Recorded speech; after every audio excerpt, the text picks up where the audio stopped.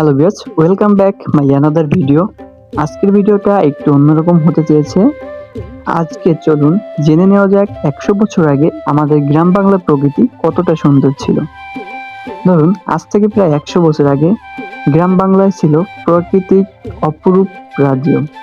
চারিদিকে সবুজ মাঠ, নদী, খাল, বিল আর গাছপালায় ঘেরা ছিল প্রতিটি জনপদ। তখন না ছিল বিদ্যুৎ, না ছিল মোবাইল কিংবা না ছিল কোনো ইন্টারনেট ব্যবস্থা। মানুষের জীবন ছিল সহজ, সরল আর প্রকৃতি নির্ভর। সেই সময়ে অধিকাংশ মানুষ মাটির তৈরি ঘরে বাস করতেন। ঘরের ছাউনি হতো খড় বা গোলপাতার। উঠান থাকতো তুলসী গাছ, পাশে থাকতো কুয়া বা পুকুর। ঘরে ছিল না কোনো বৈদ্যুতিক পাখা বা ফ্রিজ। রাতের অন্ধকার দূর করতে ব্যবহার করতে হতো কূপবাতি বা হারিকেন। গ্রামের অধিকাংশ মানুষ ছিল কি কৃষি নির্ভর। গরু, লাঙ্গল দিয়ে জমি চাষ করাই ছিল তাদের পেশা। ধান, পাট, গম এবং নানা ধরনের শাকসবজি ছিল প্রধান ফসল। তখন কৃষিকাজে কোনো আধুনিক যন্ত্র ছিল না।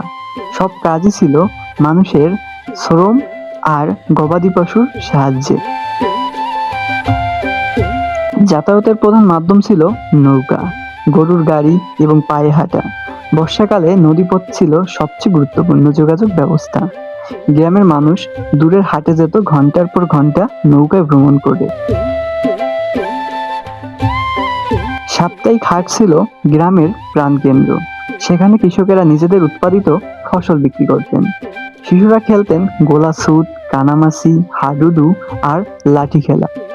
সন্ধ্যার পর মানুষ একত্র হয়ে গল্প করতেন। লোকগানি ছিল তাদের প্রায় রাতেরই উদযাপনের এক উৎসব। শিক্ষার কোনো তেমন সুযোগ ছিল না। পাঠশালায় পড়াশোনা করতেন। বই, খাতা, কলম, পেন্সিল সহ অত্যাধুনিক কোনো জিনিসপত্র তখন ছিল না। সময়ের সঙ্গে সঙ্গে গ্রাম বাংলার চেহারা বদলে গেছে। আজ বিদ্যুৎ, ইন্টারনেট, পাকা রাস্তা এবং আধুনিক প্রযুক্তি মানুষের জীবনকে অনেক সহজ করেছে। তবুও 100 বছর আগে সেই সহজ, সরল, শান্ত, প্রকৃতি নির্ভর গ্রাম বাংলার স্মৃতি আজও আমাদের ইতিহাস ও সংস্কৃতির এক অমূল্য অংশ হয়ে রয়েছে। আপনার কি মনে হয়, আগের গ্রাম বাংলার জীবন বেশি সুন্দর ছিল নাকি বর্তমানে? আপনার মতামত কমেন্ট বক্সে তুলে ধরুন।